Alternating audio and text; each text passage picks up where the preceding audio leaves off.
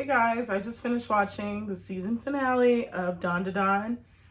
First things first, it was episode 12. First things first, we have to address the elephant in the room, that the rape kink is back.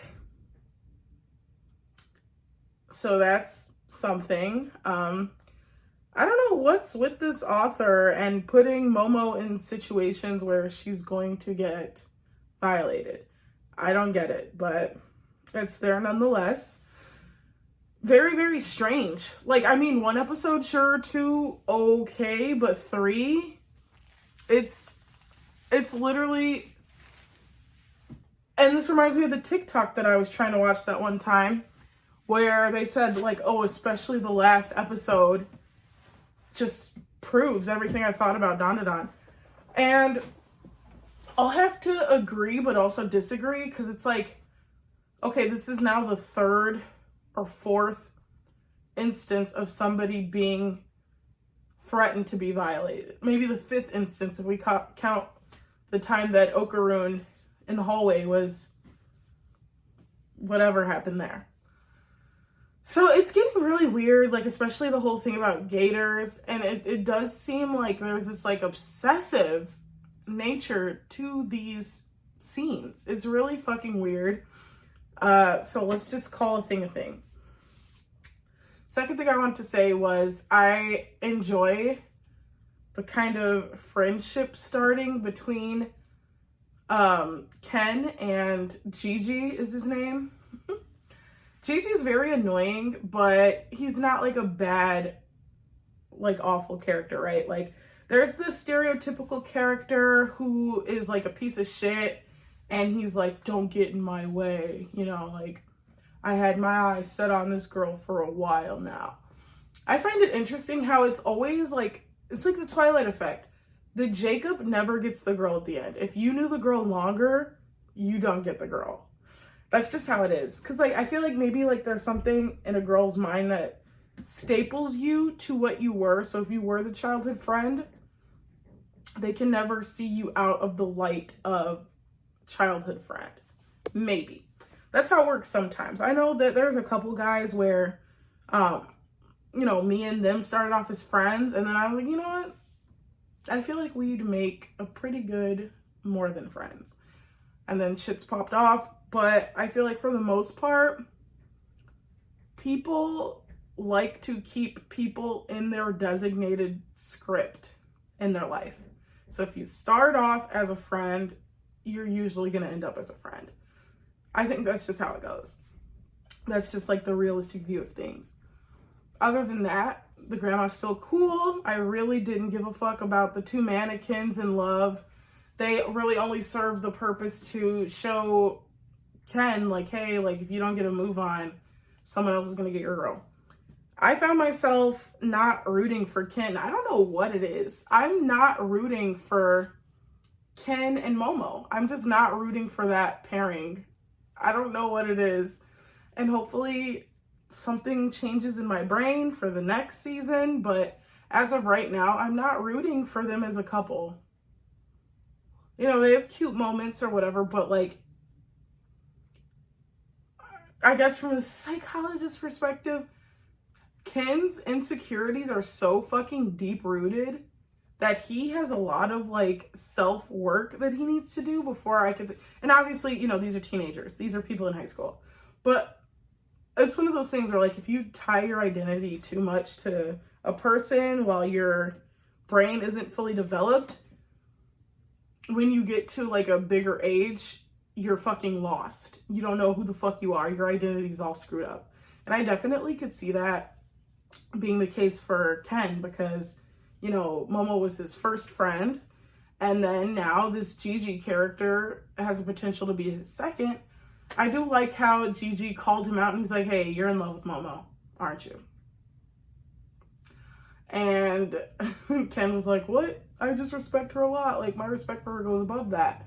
And then he calls bullshit on that shit. He's like, well, you know, I love her, so there's that. And he's like, well, I love her too. And so now they're kind of like playfully, you know, over soccer, playfully fighting over her, but they were both dead ass serious. I thought that was cool. you know, it wasn't the typical like jock or like bully situation where it's like stay out of my way, pipsqueak or some bullshit like that. It was, hey bro, I think you're super cool, but I was here first. I want Momo. I think she's cute. I think she's great. I want her. And Ken is like, yeah, well, I'm not backing down. I want her too. Period. Like we had an accidental kiss. I win. That was funny as fuck when Gigi was like, don't just say you won under your breath and not expand. That was funny. I like laughed out loud for that. Also, I think I don't know, something tells me that Ira and Gigi are too alike to end up together. They're very alike, they're very similar. They both have these like unserious tones about themselves, like in a very similar way. But I feel like people who are too similar don't usually get along.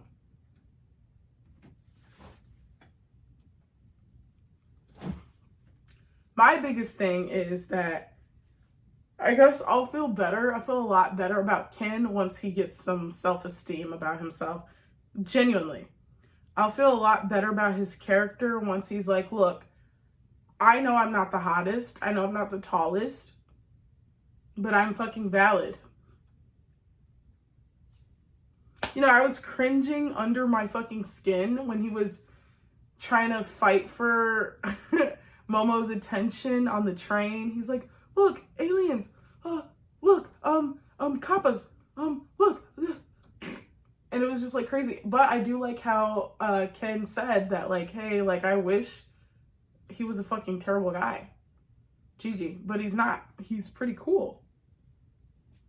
And that does suck. Like, from experience, when you're the person you want, someone else wants them, and they're not even like a bad person, there's nothing negative you could say about that person. It's just like, damn, maybe that is the better option. I don't fucking know. Because you know deep down in your soul that you're a genuine person and that you're, you know, you mean well and everything. So when you get somebody who presents that way as well, it's like, holy shit, okay, well, you know, maybe this is fair competition, or maybe they do have a leg up on me because I don't see any negative qualities in them at all. So I do want to see where this goes. I'm really, I'm going to look for that TikTok. I don't know why my nose is itching so much. I'm going to look for that TikTok because I think that girl, remember, I didn't watch her TikTok. Her TikTok, like the start of it, is what made me want to watch Dandadan in the first place. Because she was like, this show is like sick and it's for perverts. She said something like that. Something along those lines, or maybe I'm paraphrasing heavily. But she's like, especially like episode 12, that's when I turned it off. I was like, okay, no more. I want to watch this shit for myself, see if it's as bad as they say. And honestly, I feel like I'm at the point where it's kind of like, yeah, I see the point that she's making. Like, the rape fantasy, it, like, I'm so sorry. That, what changes in the story without the rape kink scenes? What changes in the story without this? Momo could have been going to get juice and in the forest looking at, you know, the history of mediums or whatever. Like, she could have been doing literally anything. Instead, no, she's going to a hot spring and there's old, disgusting perverts there that, of course, want to harm her. Of course. It's cliche, it's disgusting, it's disturbing. This is already like the 6th or 5th scene in this show that's only 12 episodes. Like, I'm sorry, it's saturated with this stuff. So it does make me second guess, like, the intentions, like making them naked in so many scenes, making them in like their underwear, you know, having them have realistic teenaged bodies, like, along with this. And, you know, the emphasis on Momo's legs in this episode was even kind of a lot. Like, it's just, I can see what the girlies on TikTok were saying about this, and I can't wait to finish watching that TikTok. I'm literally going to look for it as soon as I turn this camera off, which is going to be now. So I give this episode a 6 out of 10. I didn't care for the two mannequins meeting up with each other. That was I did not give one fuck. What was the purpose? Maybe it'll make sense, like moving forward. Well, it doesn't not make sense, but maybe it'll add to something moving forward. But as what it is, the plotline that it is, it's garbage. I don't care for it. It sucks. Gigi and Ken were the best parts of this episode. I liked their dynamic. I like how they interact with each other. That's it. That's all 6 of the points. That dynamic that they have with each other. I also like the grandma. She has a pretty cool philosophy, you know, like she's down to help. Just don't be too much of a hassle, you know. I liked when Ken took the table from Gigi to move it by himself for Momo. I like that. I thought that was pretty cool.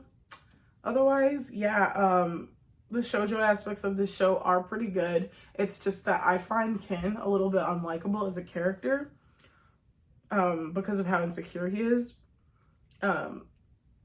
which, you know, is realistic, you know, especially for a boy of that age. It's just that for me personally, I think people who think that low of themselves should work on themselves before falling in love. But another opinion to challenge that is that some people grow like their self-love in relationships, like just having that unconditional love and stuff helps them grow that self-esteem and self-worth. I mean, which is valid, like as long as you get there, right? But at the end of the day, I'm just not a fan of their ship. I find myself hardly even shipping it, honestly. But that was season 1. I gotta say, it was a pretty decent season. I was interested, I was awake, I was engaged for all the episodes. So that's a win in my book. Bye, until next season.